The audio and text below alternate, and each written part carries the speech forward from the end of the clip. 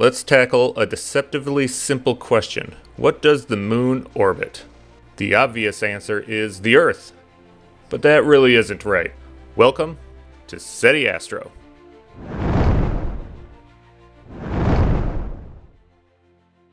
We're all used to images like this, and we all know these aren't to scale, right? But from a young age, we've seen images like this, and it really starts building a mental picture of how the Earth-Moon system kind of works in our own head. Because of those drawings, I know a lot of people, myself included, in our heads, we kind of have an image like this of the moon going around the Earth, and it may be doing little loops. Maybe this is even more exaggerated than what you have in your head, but some kind of orbital mechanic like this. But, you know this is not to scale. And in your mind, your own vision of what's going on isn't to scale. So let's actually show what the lunar, Earth, Sun system looks like to scale and really see what the orbits look like. And for all the animations coming up, I do have all the Python code written up for this. So if you want a copy of it, just let me know and I'll be able to get it over for you. The first thing I want to really talk about is the forces involved. So we have the gravitational pull on the moon from the sun and from the Earth. Now we could actually put in the actual numerical values and do a ratio of the two. So we're going to have the force of the sun divided by the force of the Earth. We could rearrange the equation, plug in all our values, and what we're going to see is the force from the sun on the moon is over twice as strong as the force of the Earth on the moon. And that is the first kind of mind-blowing thing in this whole thing. That's how heavy the sun is. Even though it's that far away, the force applied to the moon is over twice as strong as the force from the Earth acting on the moon alone. All right, now we have a 2-scale model of the Earth's orbit around the sun. And the sun its size is to scale too, so it's pretty tiny down in there. But we have the orbit of the Earth. Now let's go ahead and layer on top of that the orbit of the moon. There it is. It's probably even hard to see it different than the Earth's. So let's go ahead and just really zoom in here. And now you can see in red the actual shape of the orbit of the moon versus the orbit of the Earth. And what's really interesting, here we could turn off the orbit of the Earth here. So here's just the orbit of the moon. It's kind of just a slightly wavy circle. And even zooming in on this, here's kind of what the shape of it looks like. And the kind of mind-boggling thing about this is that it's concave towards the sun at all stages of the orbit. So the moon is essentially just orbiting the sun. However the moon was formed, impact, spin-off, whatever that was, did not impart enough delta V to that debris to really kick it off into any other orbit. It just essentially just nudged some of the matter that was already orbiting the sun slightly off the surface of the Earth to continue orbiting the sun like it was already doing. Now, I mentioned concavity. What that's really saying is which direction is the shape of the curve pointing? It's actually the second derivative. For those of you not really familiar with any high school calculus, it's which way does this shape point? Is it pointing up or down? So in this case, it's a simple parabola pointing down. Its second derivative is -2. So it's pointing down towards the bottom. And in our orbital case, down towards the bottom is towards the sun. So we can go ahead and actually look at and calculate the concavity of the lunar orbit around the sun. So here's the concavity of the lunar orbit around the sun. You can see it oscillates, right? That is that waviness that the Earth is imparting on the orbit of the moon around the sun, as the Earth is kind of nudging it back and forth in its orbit around the sun. But you can see it's negative the whole time. The shape of the lunar orbit is pointing towards the sun the entire time around the sun.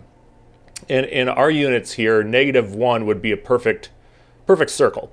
So at some points it's a little flatter, and at some points it's a little steeper, and that correlates exactly to the kind of that wavy shape that the Earth is really just nudging the lunar material out of its solar orbit around the sun.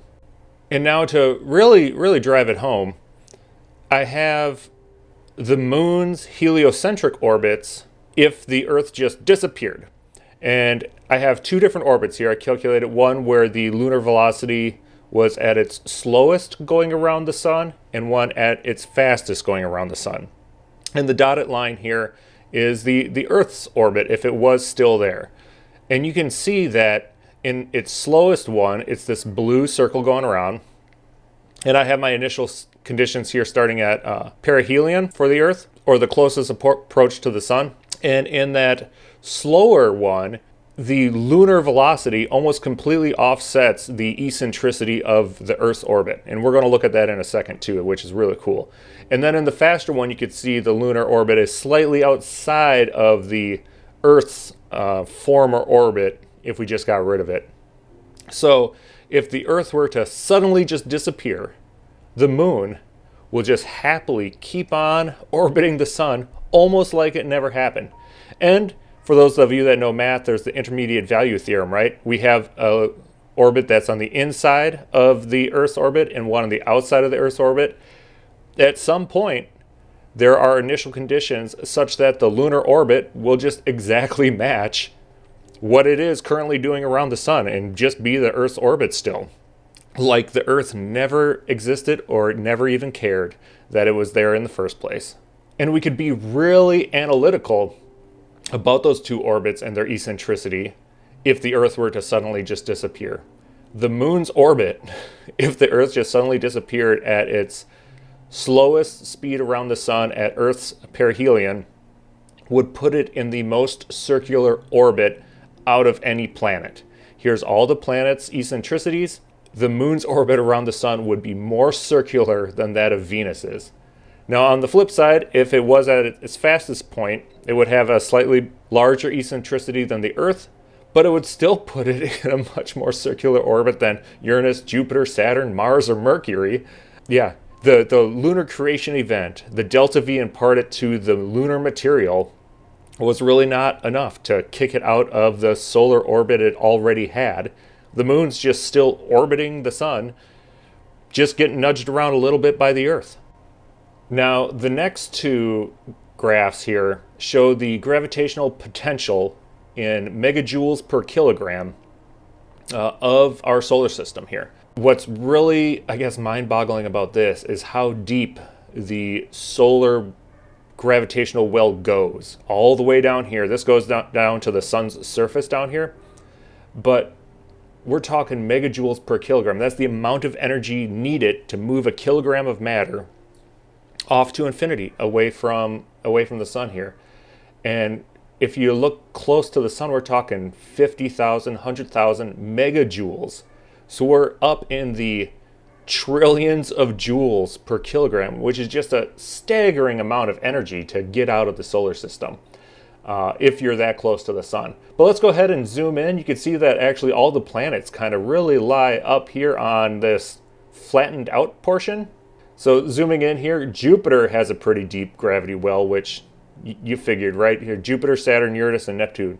Those are the four planets, in my mind, of our solar system. All us other people on these little planets, we're on dwarf planets all the way. Jupiter, Saturn, Uranus, Neptune, look at their gravity wells.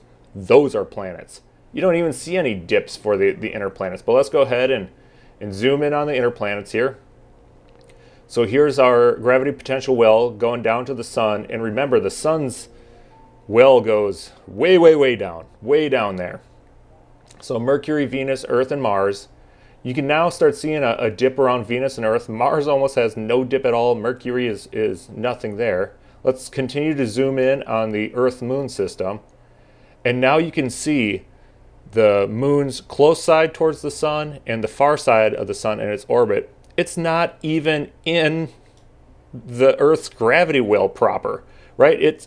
Here's the Earth's gravity well, and then it flattens up to the sun's gravitational well. And this is where the moon lives, way out here. It's just orbiting the sun for all intents and purposes, getting nudged a little bit by the Earth. Again, the gravitational force from the sun is over twice as strong on the moon as the Earth's gravitational force on the moon. Here's the same plot on a log-log scale, so it may be a little easier to see what's going on. We have our 4 big planets of our solar system over here, really, really doing some stuff. And then down closer to the sun, here's our inner planets.